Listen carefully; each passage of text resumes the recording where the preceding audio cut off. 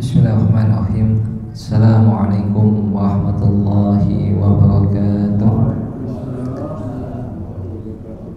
Alhamdulillah, alhamdulillahilladzi khalaqal mauta wal hayata liyabluwakum ayyukum ahsanu amala wa huwal azizul ghafur. Asyhadu an la ilaha illallah wahdahu la syarika lah wa asyhadu anna Muhammadan abduhu wa rasuluh. La nabiyya wa la rasula ba'da, amma ba'd. Alhamdulillah, kita bersyukur kepada Allah Subhanahu wa ta'ala yang senantiasa selalu mencurahkan segala nikmat, hidayah dan keberkahan kepada kita, sehingga dengan izin dan kehendak Allah lah kita bisa menjalankan ketaatan ibadah kepada Allah Subhanahu wa ta'ala. Dengan nikmat yang kita miliki, rezeki, hidayah dan keberkahan dari Allah, kita bisa memaksimalkan untuk mendekatkan diri kita kepada ketakwaan di sisi Allah Subhanahu wa ta'ala. Hal inilah yang menjadi penting untuk kita bersyukur kepada Allah, karena jika kita bersyukur kepada Allah, maka Allah akan tambah nikmat yang telah diberikan. Walain syakartum la azidannakum walain kafartum inna adzabi lasyadid. Jika engkau bersyukur kepada Allah, maka pasti la azidannakum, pasti akan Allah tambah nikmat itu kepada kita semua. Tetapi apabila kita mengkufurinya, artinya menolak nikmat itu atau tidak mempergunakan nikmat itu dengan sebagaimana mestinya, inna adzabi lasyadid. Sebuah pengumuman Allah sampaikan di dalam Al-Quran, sesungguhnya azab Allah sangatlah pedih. Maka dalam rangka hal ini tentu kita menyempurnakan dan meningkatkan ibadah kita kepada Allah guna untuk memaksimalkan syukur kita kepada Allah Subhanahu wa ta'ala. Salawat serta salam tak lupa kita aturkan kepada Nabi Muhammad SAW. Beliau sebagai uswatun hasanah, orang yang paling bertakwa di sisi Allah, maka pantaslah Rasulullah SAW adalah sosok yang paling kita cintai dan yang paling kita ikuti. Tidak ada seorang pun di dunia ini, di dalam kehidupan ini, melainkan hanyalah Rasulullah SAW yang menjadi teladan, yang menjadi contoh, yang menjadi kiblat kita untuk menjalani hidup ini. Karena beliau telah terlukis dalam kepribadian beliau sebagai seorang yang telah mengamalkan Al-Quran. Sebagaimana Siti Aisyah radhiyallahu anha pernah ditanya bagaimana akhlaknya Rasulullah SAW. Aisyah kemudian bertanya kembali kepada orang yang menanya, apakah engkau telah membaca Al-Quran? Karena sesungguhnya akhlak Rasulullah adalah Al-Quran. Artinya apa? Artinya di dalam diri Rasulullah SAW telah mengamalkan sepenuhnya, telah hidup tumbuh Al-Quran. Dalam hal ini maka penting sekali kita bersama-sama untuk kembali memahami, mengkaji perintah-perintah Allah dalam rangka untuk meningkatkan kualitas ibadah kita kepada Allah Subhanahu wa ta'ala. Khususnya pada malam hari ini kita akan mengkaji bab tentang toharah, bab tentang bersuci. Kenapa pembahasan ini penting? Karena di dalam Al-Quran, di surat Al-Baqarah, Allah dengan tegas mengatakan, Innallaha yuhibbut tawwabin wa yuhibbul mutatahhirin. Sesungguhnya Allah itu mencintai orang-orang yang bertaubat dan orang-orang yang bersucikan dirinya, orang-orang yang sedang bersuci. Jadi salah satu asbab atau golongan orang-orang yang dicintai oleh Allah adalah mereka yang senantiasa menjaga kesuciannya.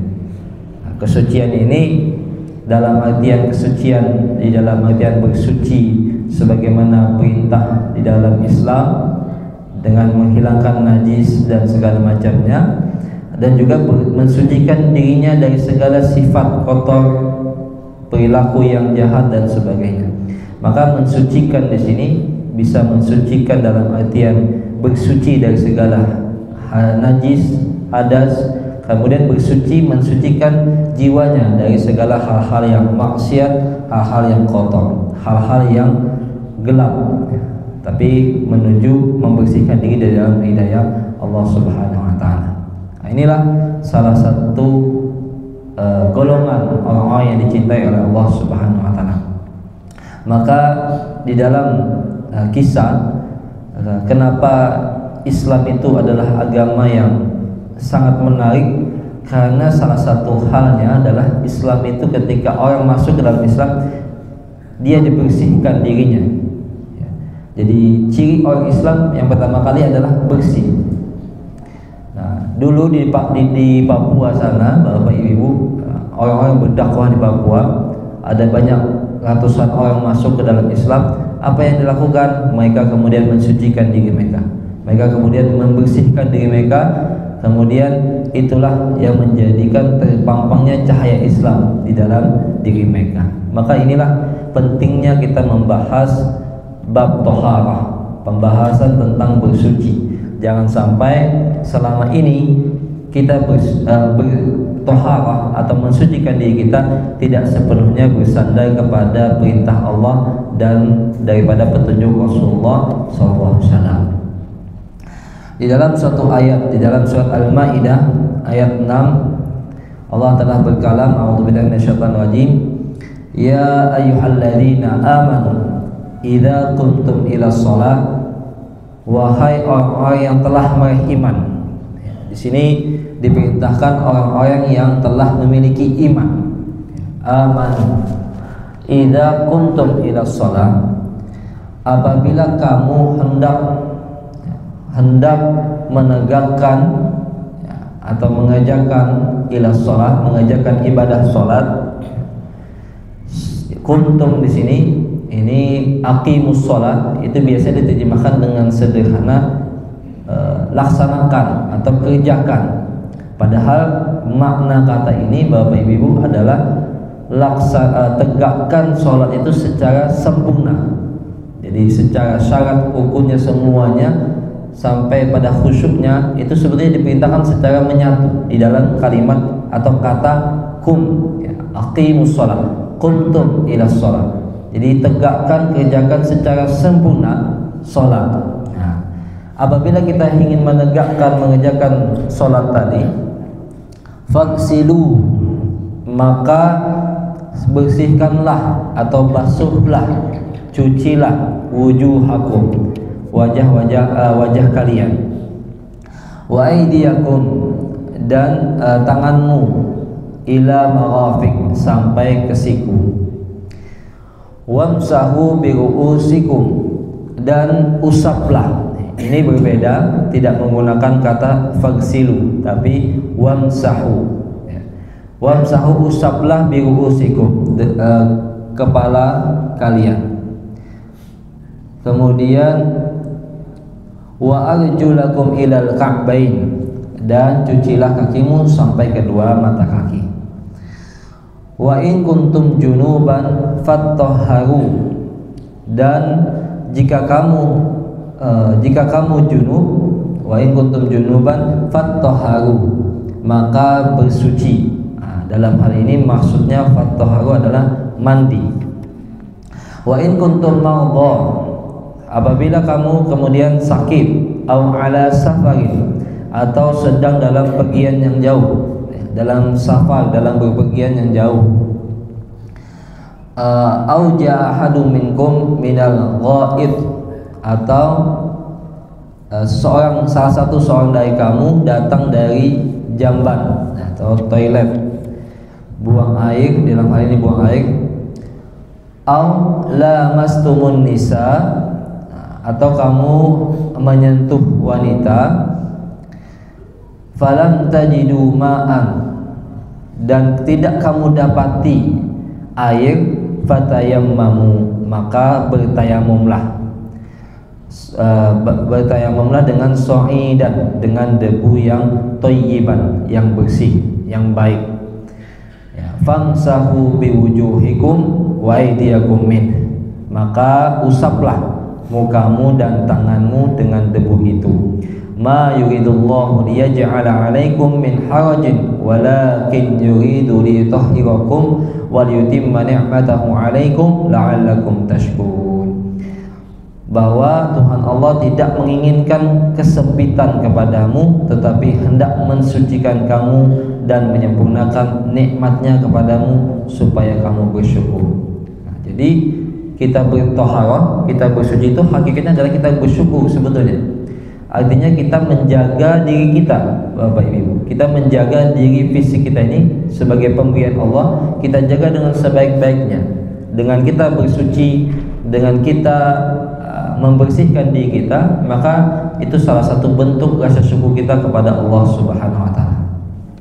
Nah, banyak ada perintah di dalam satu ayat tersebut yang berkaitan dengan tadi berwudu, kemudian tadi juga mandi janabah, kemudian juga apabila tidak ditemukan air, ya, maka perintah bertayamum.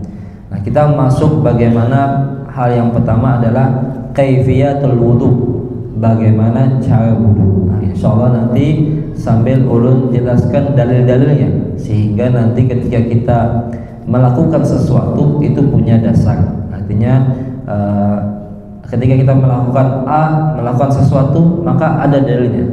Nah, kita tahu, kita paham, sehingga apa yang kita amalkan itu betul-betul kita memahami dengan baik. Tentang berwudu. Apabila kamu hendak berwudu, maka bacalah bismillahirrahmanirrahim. Idza tawadda'ta faqul bismillahirrahmanirrahim mukhlishan niyataka lillah, dengan mengikhlaskan niatnya karena Allah. Jadi membaca bismillahirrahmanirrahim kemudian disertai dengan niat mengikhlaskan kepada Allah. Ikhlas di sini maknanya adalah murni. Jadi bukan ikhlas yang makna sekarang. Makna sekarang ikhlaskan artinya kita memberi sesuatu tanpa pamrih, sukarela. Nah, maksud daripada di sini ikhlas di sini adalah memurnikan hati kita, niat kita, bahwa wudu ini semata-mata kita niatkan kepada Allah Subhanahu wa taala. Nah, itulah hakikat daripada bismillahirrahmanirrahim. Apabila kita di dalam sabda Nabi juga menegaskan, apabila seorang hamba itu melakukan sesuatu kemudian tidak memulai dengan bismillah, faqta'u, maka terputuslah amalan tersebut. Nah, ini yang menjadi dasar pentingnya kita membaca bismillah. Kemudian wagsil kafaika thalathan, maka basuhlah telapak tanganmu sebanyak 3 kali. Kemudian wastanna bil araqi aw nahwihi, kemudian gosok gigimu dengan kayu arak atau sesamanya. Thumma tamatmat wastanshiq min kaffin wahidin wastanthir taf'alu dzalika thalathan. Kemudian berkumurlah dan isaplah air dari telapak tangan sebelah, dan berkumurlah kamu, kerjakannya demikian 3 kali. Kemudian wabalik fihi ma lam takun shaiman, dan sempurnakanlah dalam berkumur dan mengisap air itu apabila kamu sedang tidak berpuasa. Oh, ini masih lanjutan di bagian 5. Jadi sempurnakan dalam berkumur dan mengisap air itu apabila kamu sedang tidak berpuasa. Kemudian basuhlah mukamu 3 kali. Iksil wajhaka thalathan, thumma iksil wajhaka thalathan. Nah, kita sampai sini dulu. Kita cari dalil tentang bismillahirrahmanirrahim. Ya, jadi apa landasan kenapa kita memulai harus dengan bismillahirrahmanirrahim? Nah, di sini di dalam suatu hadis di khabar An-Nasa'i bi isnadin jayyid, tawadda'u bismillah. Qala al-Hafidh Ibnu Hajar fi takhrij ahadits adhkar, hadha haditsun hasan sahih. Qala An-Nawawi ba'da iradil hadits an Anas bi tulih wa isnaduhu jayyid, wa li hadithi kullu amrin dhi balin la yubda'u fihi bi bismillahirrahmanirrahim aqta'. Nah, ini dalil tentang membaca bismillah. Di dalam hadis dari An-Nasa'i dengan sanad yang baik, wudulah kamu dengan membaca bismillah. Ibnu Hajar menyatakan di dalam kitabnya bahwa hadis ini hadis hasan sahih. Imam Nawawi setelah membawakan hadis dari Anas seluruhnya menyatakan bahwa hadis itu sanadnya baik. Dan menurut hadis yakni kullu amin, setiap semua perkara, semua amalan yang kita kerjakan yang itu berguna, sesuatu yang kita kerjakan amal soleh kita yang tidak dimulai la yubda'u fihi, yang tidak dimulai di dalamnya amalan itu dengan menggunakan bismillahirrahmanirrahim, aqta', maka terputus. Secara bahasa ini terputus, atau dalam hal ini tidak sempurna. Nah, kalau di dalam makna bahasanya terputus amalan tersebut. Nah, ini menjadi dasar kita bahwa pekerjaan itu harus kita mulai dengan bismillahirrahmanirrahim, serta dengan niat yang harus disertai dengan niat yang ikhlas tadi. Kemudian terkait dengan telapak tangan 3 kali. Ini juga di dalam hadis Humran. Inna Uthman da'a biwadu'in faghasala kaffai 3 marratin thumma tamadmada wastanthar thumma ghasala wajhahu 3 marrat thumma ghasala yadahu al-yumna ila al-mirfaq 3 marrat thumma al-yusra mithla dhalika thumma masaha bi ra'sihi thumma ghasala rijlahu yumna ila ka'bayn 3 marratin thumma al-yusra mithla dhalika thumma qala ra'aitu Rasulullah sallallahu alaihi wasallam tawadda'a nahwahu wudu'i hadha, muttafaqun alaih. Hadis ini diriwayatkan oleh Bukhari dan Muslim. Dalilnya kuat bahwa Utsman telah minta air wudu, maka dicucinya kedua telapak tangannya 3 kali. Lalu kemudian setelah mencuci tangannya 3 kali, berkumur dan menghisap air dan menyembuhkannya, ya. Kemudian membasuh wajahnya 3 kali. Kemudian membasuh tangannya yang kanan yang lebih dahulu sampai sikunya itu 3 kali, dan yang kiri seperti demikian itu pula. Kemudian mengusap kepalanya, lalu membasuh kakinya yang kanan sampai kedua mata kaki 3 kali, dan yang kiri seperti itu pula. Nah, baru kemudian beliau berkata, aku melihat Rasulullah SAW wudu sebagaimana wuduku seperti ini. Nah, jadi telah dicontohkan beliau bahwa tata cara wudu sudah dijelaskan dengan tahapan-tahapan dari sahabat Utsman. Itu tentang berkaitan dengan bagaimana tadi berkumur, dari membasuh telapak tangan, kemudian berkumur, kemudian membasuh wajah, tangan sampai kaki. Nah, terkait dengan gosok gigi tadi juga disebutkan ada menggosok gigi. Di sini di dalam suatu hadis juga, di dalam hadis laula an asyqa ala ummati la martuhum bisiwak ma'a kulli wudu'in. Nabi pernah mengatakan di dalam suatu hadis diriwayatkan oleh Malik, Ahmad dan An-Nasai serta disahihkannya, kata Nabi, kalau aku tidak khawatir akan menyusahkan umatku, niscaya aku perintahkan kepada mereka bersiwak. Maksud bersiwak ini artinya membersihkan bagian giginya pada setiap wudunya. Jadi Rasulullah itu menjelaskan, jika seandainya aku tidak khawatir untuk merepotkan umatku, maka sebetulnya aku perintahkan setiap wudu itu harus dibersihkan giginya, bagian giginya, disiwak maksudnya Rasulullah SAW. Nah, tetapi Rasulullah di sini tidak kemudian karena tadi laula, menggunakan istilah laula, artinya memang bukan diharuskan setiap wudu harus digosok giginya, tetapi seandainya kata Rasulullah, jadi ada keutamaan di balik kita membersihkan gigi kita.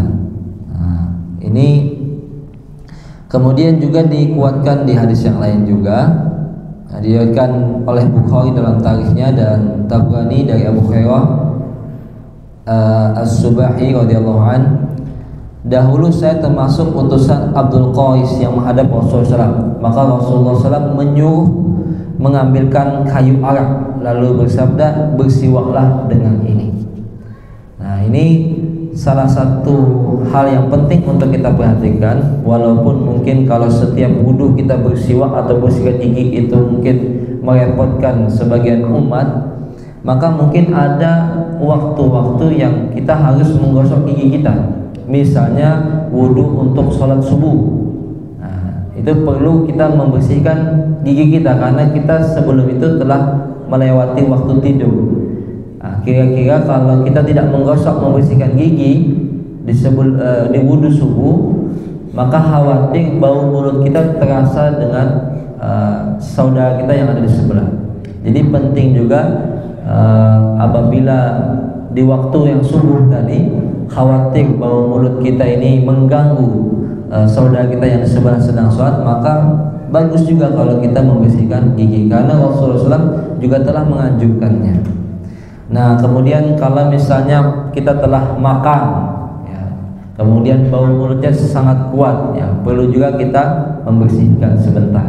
Ini apabila termasuk masih dalam batasan kemampuan kita, di dalam kemampuan kita. Oke. Kita lanjutkan tentang berwudu tadi. Ya. Kemudian membasuh tadi 3 kali wajah kita, mengusap 2 sudut matamu dan lebihkanlah membasuhnya. Jadi memang wajah itu Bapak Ibu, ya satu wajah ini penuh. Ya, tidak hanya bagian di tengah saja, tapi semuanya ini harus terbagi rata. Betul-betul dibasuh seluruh wajah kita. Dipastikan semua air itu mengenai sisi semua wajah kita. Ya, artinya wajah itu dari sisi depan yang kita lihat. Ya. Nah,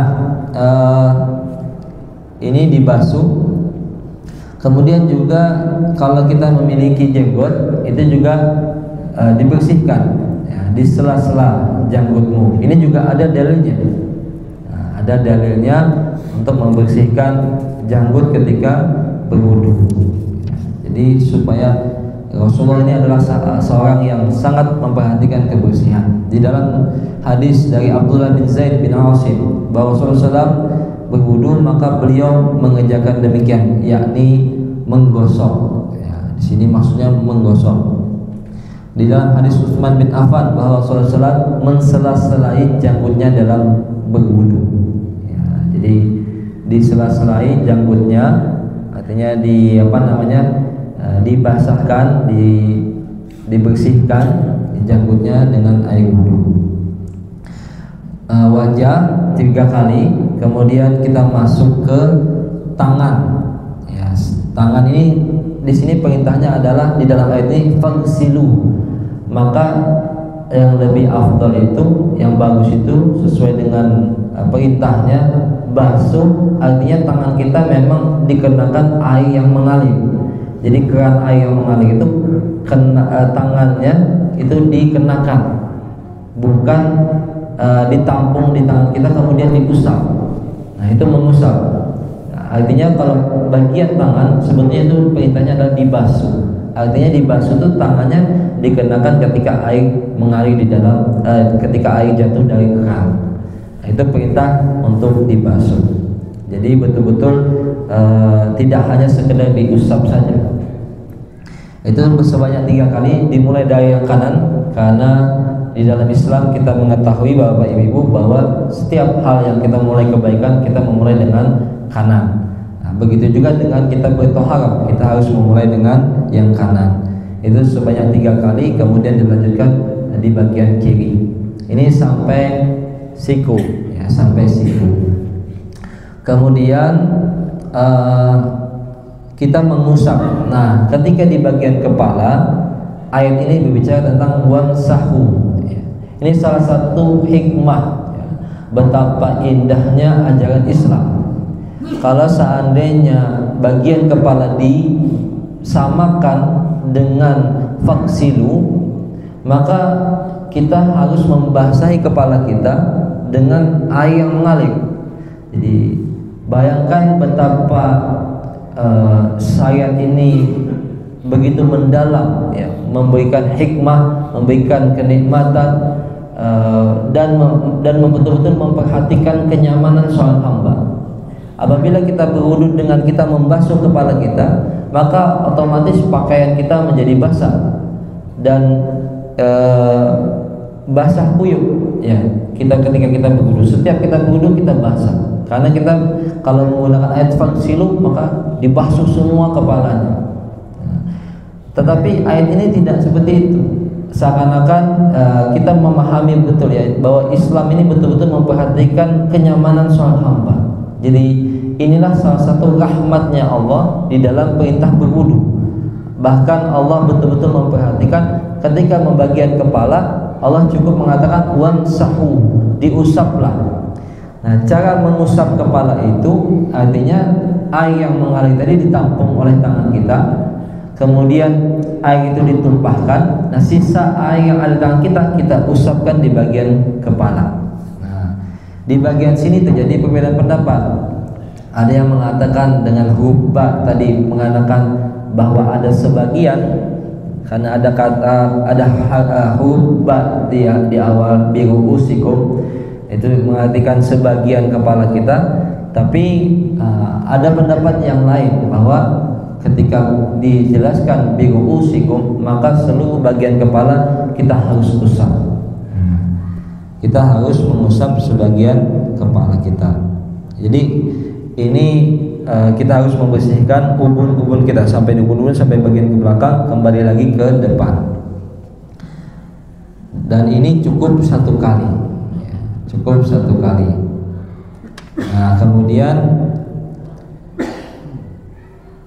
jadi caranya adalah menjalankan kedua telapak tangan kita dijalankan dari ujung muka kita, ujung muka kepala sehingga tengkuk dan dikembalikan lagi pada permulaan. Jadi sampai ke bagian belakang, kemudian dijalankan lagi, dikembalikan lagi sampai di permulaan. Nah, itu cukup satu kali. Kemudian setelah mengembalikan, kita mengusap kedua telinga kita sebelah luarnya dengan ibu jari kita. Nah, jadi dengan ibu jari kita dua-duanya langsung dan kemudian dua ibu jari dan sebelah dalamnya dengan kedua telunjuknya masuk ke dalam, kemudian ibu jarinya di bagian luar telinga kita. Nah, ini cukup satu kali. Nah, kita cari dalilnya dulu. Kita cari dalilnya di bagian kepala di nomor 16. Di dalam ayat di sini wamsahu birusikum gitu ya. Tadi kemudian menurut hadis yang berkaitan dengan mengusap sampai ke ubun-ubun itu juga ada. Ini di dalam hadis Mughirah inda Muslim wa Abi Dawud wa Tirmidzi anna sallallahu alaihi wasallam tawaddaa famasaha bi nasiyatihi wa ala imamah. Rasulullah SAW itu berwudu, mengusap ubun-ubunnya dan atas surbannya. Jadi ketika Rasulullah menggunakan surban, Rasulullah mengusap bagian atas surbannya. Artinya ini menunjukkan bahwa ketika membasuh kepala itu harus dibasahi sampai ke bagian ubun-ubun, bahkan sampai ke bagian belakang. Kemudian ini juga di hadis yang lain dari Abdullah bin Zaid bin Asim dalam sifat wudu, ia berkata, dan memulai dengan pemulaan kepalanya sehingga menjalankan kedua tangannya sampai pada tengkuknya, kemudian mengembalikannya pada tempat memulainya. Nah, ini dalil kita bagaimana tadi telapak tangan menggerakkan sampai ke belakang kemudian kembalikan lagi, itu di dalam hadis tersebut. Nah, kemudian yang bagian tadi telinga, ini di dalam hadis Abdullah bin Umar fi sifatil wudu juga, thumma masaha bi ra'sihi wa adkhala isba'ihi as-sab'atain fi udunayhi wa masaha bi ibhamaihi ala dhahiri udunayhi wa bis sab'ataini batina udunayhi. Bahwa lalu mengusap kepalanya dan memasukkan kedua telunjuknya pada kedua telinganya dan mengusapkan kedua ibu jari pada kedua telinga yang luar. Jadi bagian telinga sisi luar. Nah, ibu jari pada kedua telinga yang luar serta kedua telunjuk mengusapkan pada kedua telinga yang sebelah dalamnya. Jadi di bagian telinga yang dalam itu menggunakan telunjuk, di bagian luar menggunakan ibu jari. Nah, setelah kita membasuh kepala dan sekaligus telinga tadi, maka kita melanjutkan dengan membasuh kedua kaki kita. Summa agsil rihlaika ma'al ka'bain biddalki thalathan. Jadi kita membasuh, kemudian membasuh kedua kaki kita beserta kedua mata kaki. Jadi kedua mata kakinya juga dibersihkan dan digosok dengan sebanyak 3 kali. Jadi istilah di buku ini digosok, artinya betul-betul dibersihkan sebanyak 3 kali. Dimulai dari yang kanan dulu 3 kali, kemudian baru yang kiri 3 kali. Wa khallilil asabi' ma'idhadah ghaslihima, dan sela-sela jari-jari kakimu dengan melebihkan membasuh keduanya. Jadi tidak hanya membasuh kakinya saja, tapi jari-jarinya juga di sela-sela jari juga kita bersihkan. Ya, dipastikan setiap sela-sela jari itu kemudian bersih, kita bersihkan. Nah, ini juga mulai dengan wabda'al bil yumna, wabda' bil yumna, dan dimulai dengan yang kanan. Wa ta'ahad ghaslahuma, dan sempurnakanlah membasuh kedua kaki tersebut. Nah, setelah berwudu itu selesai semuanya, thumma qul, kemudian berkata asyhadu an la ilaha illallah wahdahu la syarikalah wa asyhadu anna muhammadan abduhu wa rasuluh. Ya, kemudian ucapkan asyhadu an la ilaha illallah wahdahu la syarikalah wa asyhadu anna muhammadan abduhu wa rasuluh. Nah, ini tentang bagaimana cara berwudu. Nah, kita lihat di dalam hadis tersebut, ya, hadis yang berkaitan dengan menyela-nyela di antara jari-jari kaki. Ini dijelaskan di dalam hadis Abdullah di nomor 10, kemudian di nomor 10. Di sini beliau mengerjakan demikian, yakni dengan menggosok, ya. Jadi dengan betul-betul digosokkan bagian kaki dan tangan kita tadi untuk dibersihkan. Kemudian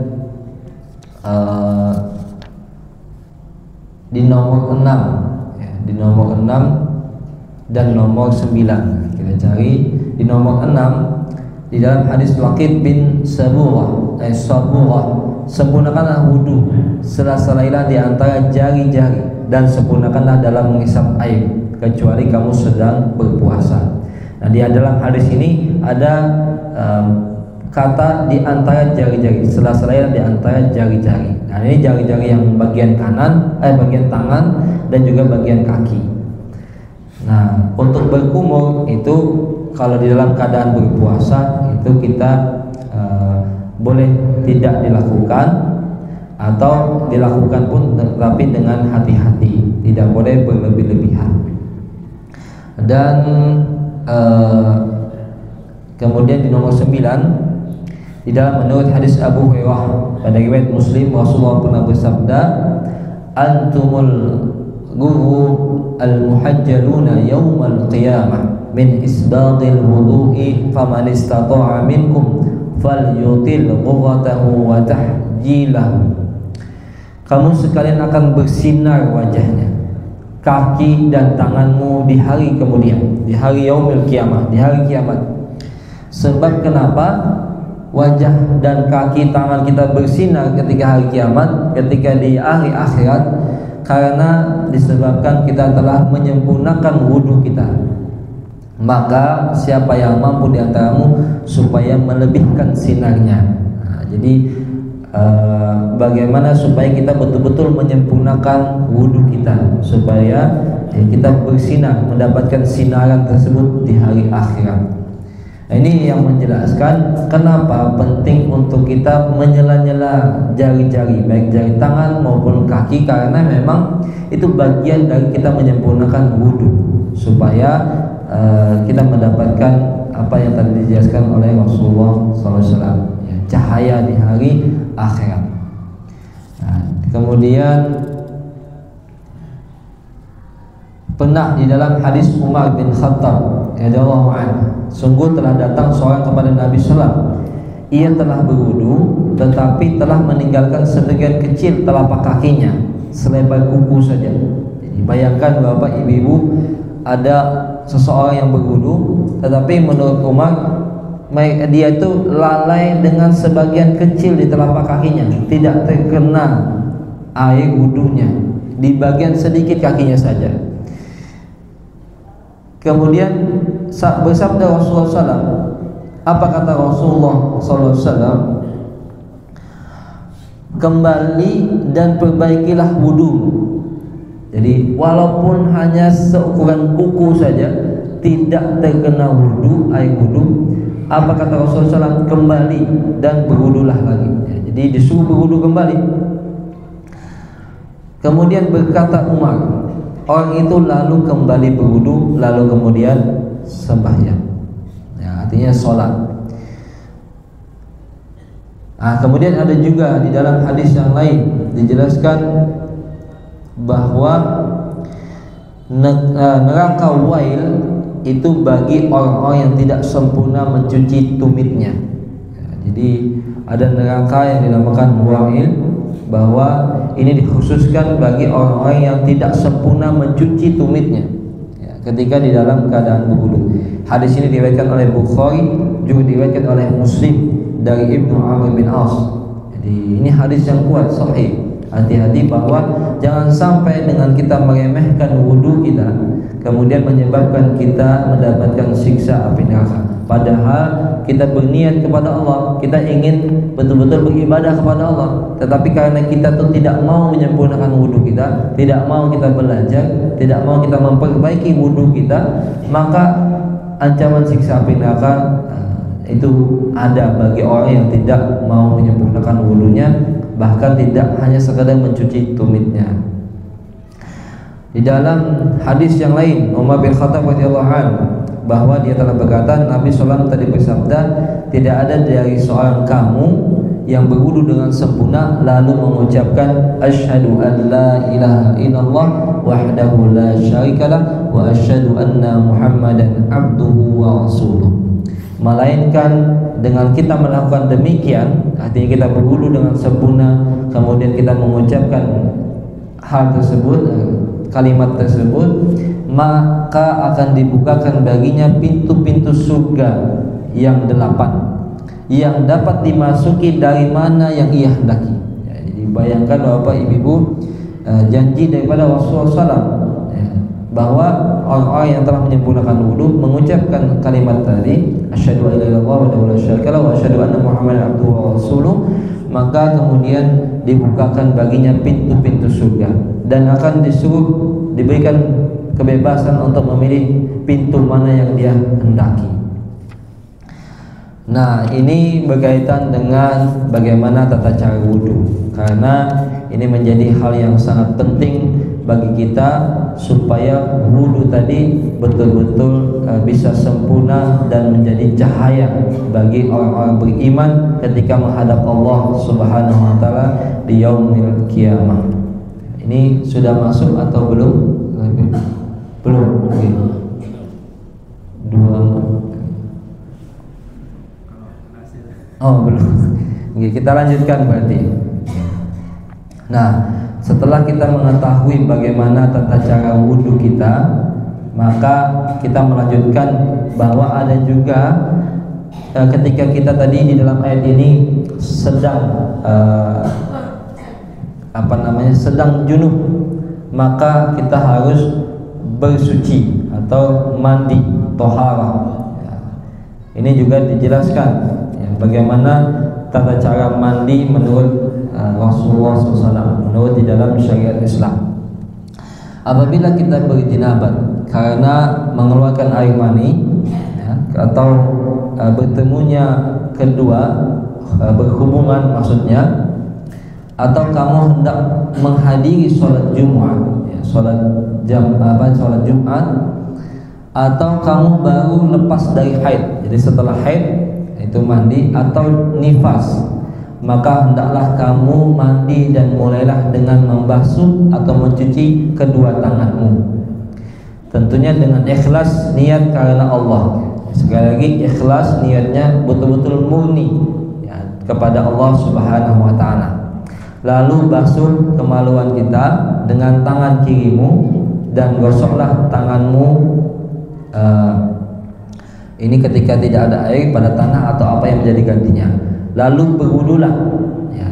Jadi setelah membasuh kemaluan tadi berwudu, kemudian sebagaimana berwudu yang telah diajarkan Rasulullah SAW tadi yang telah kita jelaskan, kemudian ambillah air dan masukkanlah jari-jarimu pada pokok rambut dengan sedikit wangi-wangian.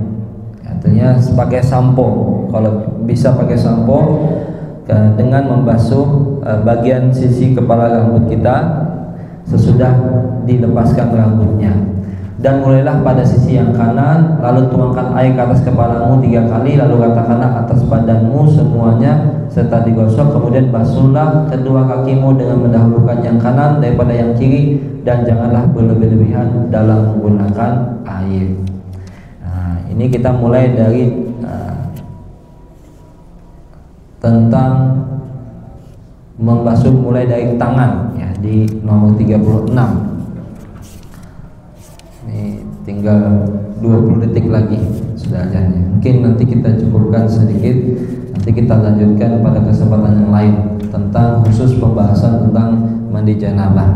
Nah, di sini kita jelaskan satu hadis dari Aisyah radhiyallahu anha bahwa Nabi SAW itu kalau mandi karena junub, ia mulai membasuh dengan tangannya, kemudian menuangkan dengan kanan pada kirinya, lalu mencuci kemaluan, lalu berwudu sebagaimana wudu sholat, kemudian mengambil air dan memasukkan jari-jari di pangkal rambut, sehingga apabila ia merasa bahwa sudah merata di bagian kepala kita, di seluruh rambut ini sudah basah, kemudian siram air untuk kepalanya 3 tuangan, lalu meratakan seluruh badannya, kemudian membasuh kedua kakinya. Nah, jadi ada para ulama menjelaskan membasuh badan itu bisa dimulai dengan bagian kanan badan kita, kemudian bagian kiri. Ya, yang penting artinya di dalam mandi janabah itu harus betul-betul dipastikan seluruh badan kita telah disucikan dengan air tersebut. Nah, jadi dimulai tadi menggunakan tangan, membasuhkan kemaluan, berwudu sebagaimana wudu sholat, kemudian membasuhkan kepala bagian rambut dan sampai ke badan, sampai ke kaki. Itu dikatakan bisa memulai dengan yang kanan kemudian yang kiri. Nah, hal yang penting mungkin yang terakhir yang perlu kita tekankan, bahwa walaupun kita berwudu, kita bertoharah, kita tetap harus hemat dengan air ya.